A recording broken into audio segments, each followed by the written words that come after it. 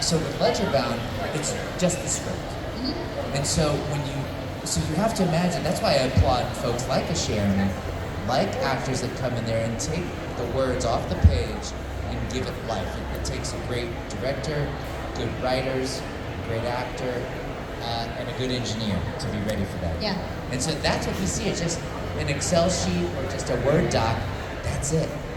And so from that, it becomes these colorful worlds of games, you know.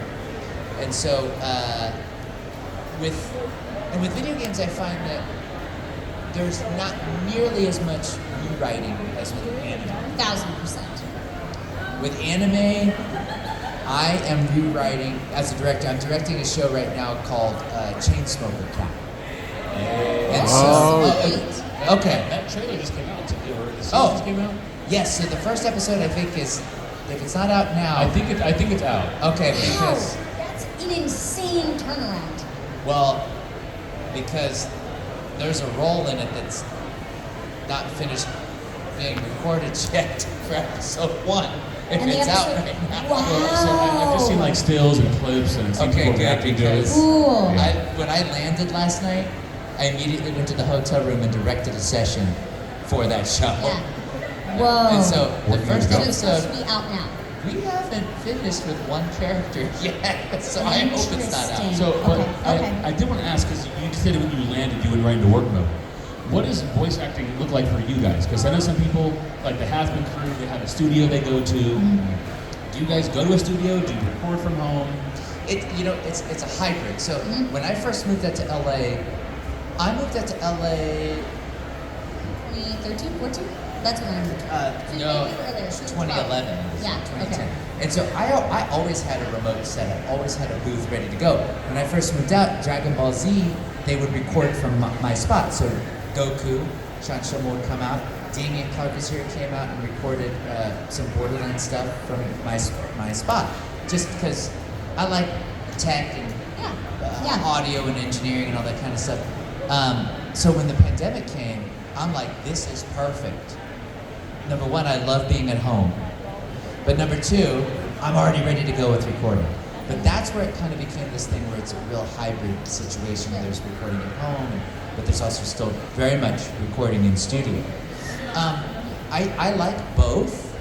I would love a hybrid, and I guess we pretty much do have a hybrid kind of style because we'll go in, but then there's stuff where I'll just record from my residential spot. Yeah. I see the merits of both, but especially if you're in LA, with that LA traffic, I like recording Yeah, from home. totally. And Yeah. also my puppy likes it. Well, yeah, of course. What about you, Chearni? So, do you have a home studio? I do have a home studio. I did not for a very long time during the pandemic. I did not have a home studio because I was very rarely recording from home. So I recorded in a closet under my stairs. Okay. Very much Yeah. like Harry Potter. So I would spend in the pandemic sometimes because I was also co-directing a show and recording that character. So there would be times I was in a little tiny closet for 8 to 12 hours a day. Wow. And I had to learn that you need to eat lunch outside if you're spending that much time. There was a in studio closet. I was directing at in Chearni. They were talking to me about, they're like, we want to bring Chearni in to direct a show, and I said, you shouldn't do that. and they go, what do you mean? I go, I know Chearni very well. You should not do that. Yeah, And they're she'll like, "What's agree the to do problem?" it, and then she won't sleep. Yes, and I'm like, Chearni will always say yes, but she does not have the time. This woman is always working. Yeah. And they didn't listen to me. It's true. And then they learned. And then they were frustrated. And they were like, you work all the time. And I was Yeah. like, well, right now I do. But that's the thing about our industry also, is sometimes you're working a lot, sometimes there's nothing coming through, so you say, yes, absolutely, I can work on that, and then something from 9 years past comes back, and you're like, well, I gotta honor this commitment.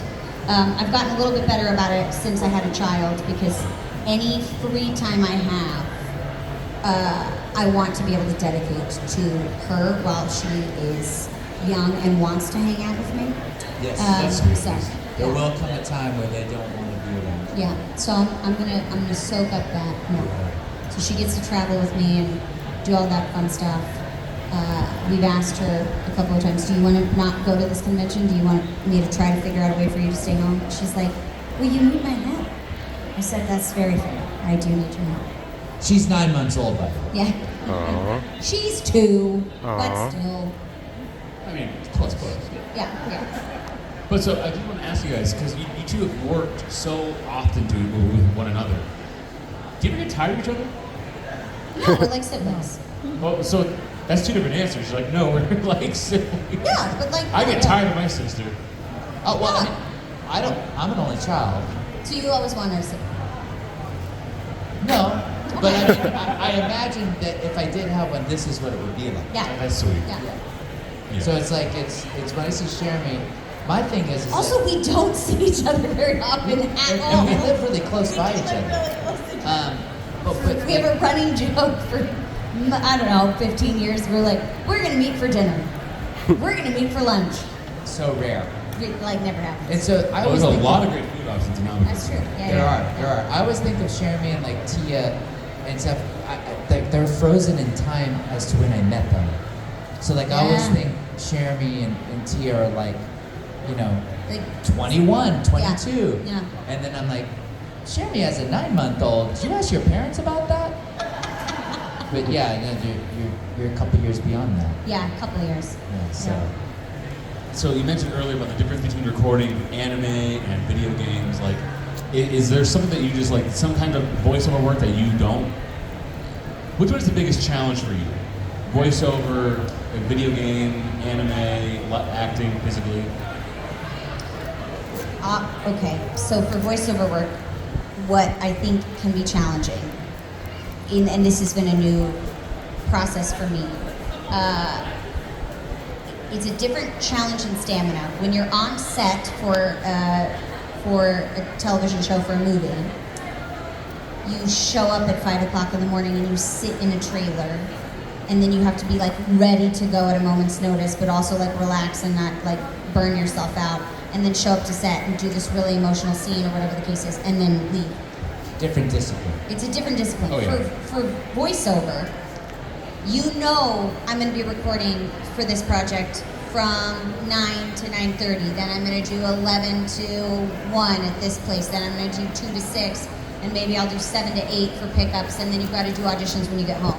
So you have to be able to keep the stamina of your voice, also keep your energy up for everybody else. Because the people that have you at 9 o'clock in the morning don't want you to be tired, because that's when they need you. The people that have you from 2 to 6 don't want you to be worn out from all the sessions, because that's when they need you. So it's keeping your energy up and keeping yourself alive and your voice. And how do you do that? How do you both personally do it?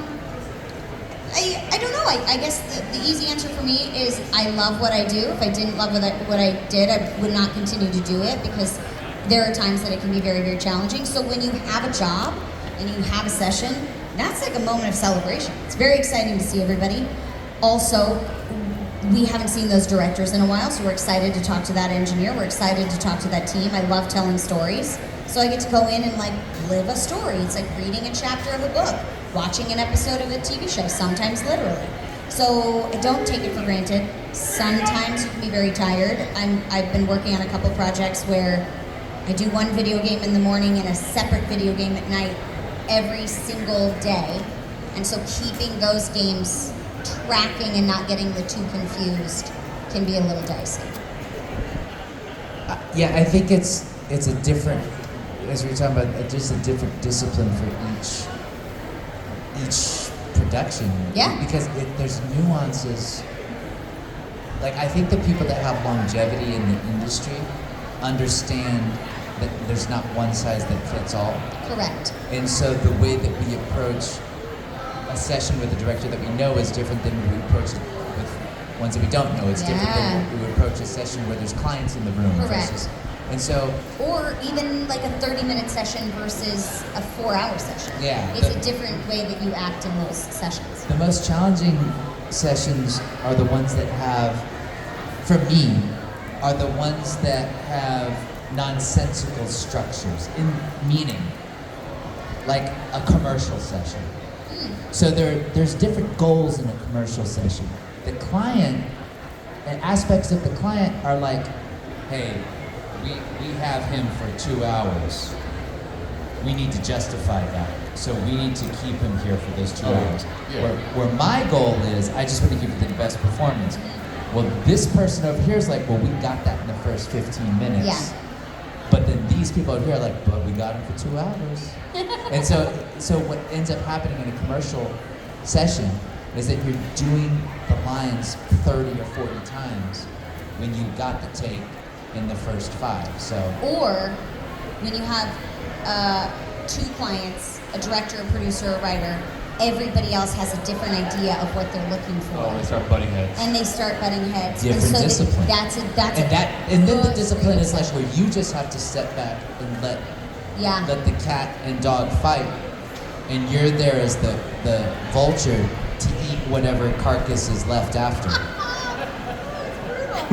I'm always the people pleaser. It's like, sure, I can find a way to do those 2 opposite things together. Oh, see, that's why Chearni works all the time. It's such a delight. When I ran into that aspect, You were like, no, I probably figure shouldn't it even out. say this. I shouldn't even say this. But they're not here. So I was working on a project where it was for a show that I don't want to call the show out.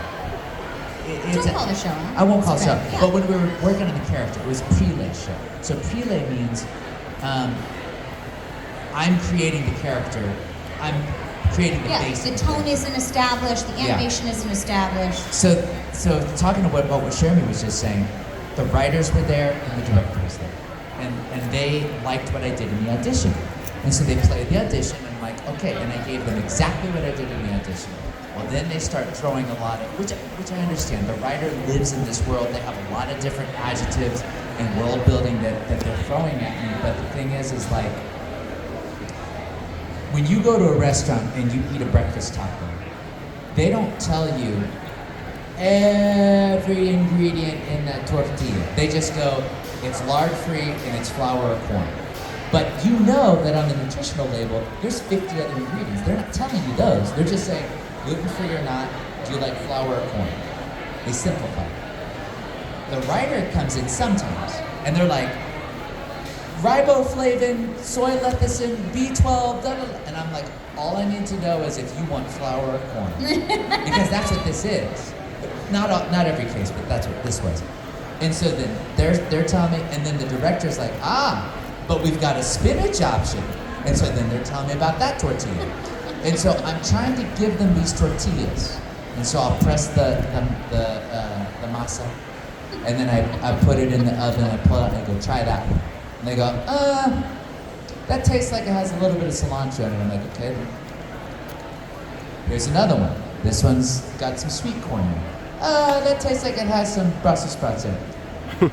Here's another. And so rinse and repeat. I'm full of tortillas now.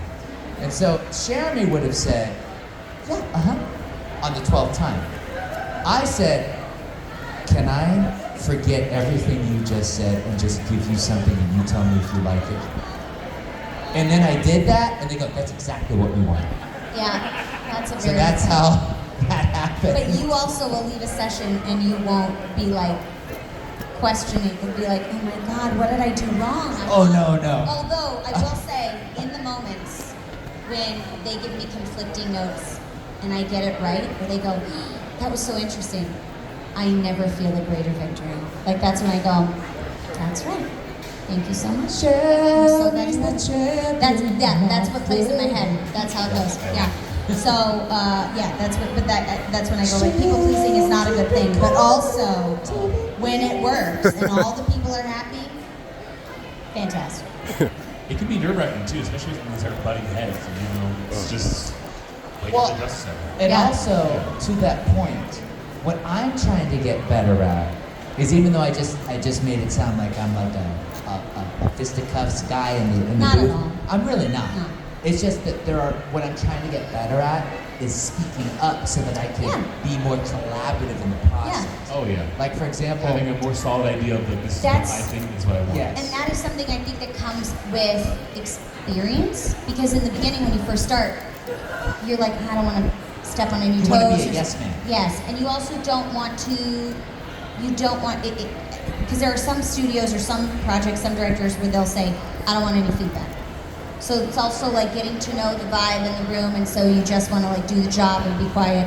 And I remember first time recording at Funimation, I would do a take, and then when we'd be on a 5-minute break, I would not leave the booth and I would not talk to anyone. And I think Zach, after like 2 sessions, goes, so you can leave and you can talk to us. Yes. And I was like, okay, cool. Yeah. I didn't know. But yeah, that can feel very standoffish when in reality you just want to be professional. So it comes with It's a experience balance. and comfortability. When we would work on like Destiny 2, for many years, I did not want to rock the boat. Yeah, And if I totally. had thoughts, I would kind of keep it to myself. Yeah. And near the end, I was like, can I get collaborative with you guys and give thoughts and such? And they're like, please. Because a lot of times, what I didn't know for Destiny 2 is they created that character for me. I didn't hear that for years. Wow. So I was always like, why does he look like me? And then later I found out because the people that wrote it were fans of Soul Eater. Soul Eater! And so when we were in the session, Cool. but then also it's that balance. You Yeah, don't want to be too much of a. You got to be able to read the room, And so- and also, We were working on a scene. There's a scene in a recent. I think it was Heresy. I mean, I'm not going to say. I don't even want to say SPOILERALERT. I That's love so letters. 2015. I'm not going to say that, but Still it's valid. That. There's a moment where I have a really someone close to me. I think is dead, and so it's a really poignant moment. And what they do is they have an actor that did the mocap for the Drifter. And so what happens is I watch video of that and I have to match Yeah. my lines with the movement like dubbing. And so we were doing it and we did it a lot of takes. Usually we don't do that many takes. And we were doing a ton of takes. And so eventually it was just getting so stale. calculated. Yeah. And so I spoke up and I said, and I always try to think about the best way to say something, because you never want to pop off. There's very few things that have benefited from you just popping off. But I kind of popped off. Again, I'm not a stirrer of excrement, but I said, listen, we're getting In the into the weeds. weeds here. Yeah. I'm like, it's like cry out of this eye, but not that eye. This hair has to go here, and it's too much. Can we just take a breather and let me just kind of like what I just said in the earlier day, like let me just throw something at you, and if it works, great. If it doesn't, we can adjust from there. Yeah. But there's like 1,000 cooks in this kitchen, and I've only got 3 pots, and so we began that collaborative process, and then boom, we did it. Yeah. And everybody was happy. So it is that balance though, of like you want to listen to everybody in the room, but then it's like everybody's got different objectives. Yeah. And so that's why as the actor, your objective is to just hone that character's objective as much as you can Yeah. for that slice of your pie. Yeah. You know? And so that's where the collaborative spirit hopefully Occurs. occurs. Yeah. Now, are you guys cool with some audience questions? Yeah, Let's totally. do it. All right, so we're gonna bring a mic up to you guys. We're gonna have it right here in the middle. You guys want to line up and don't push, don't fight, don't bite, and you can ask a question to our music guests.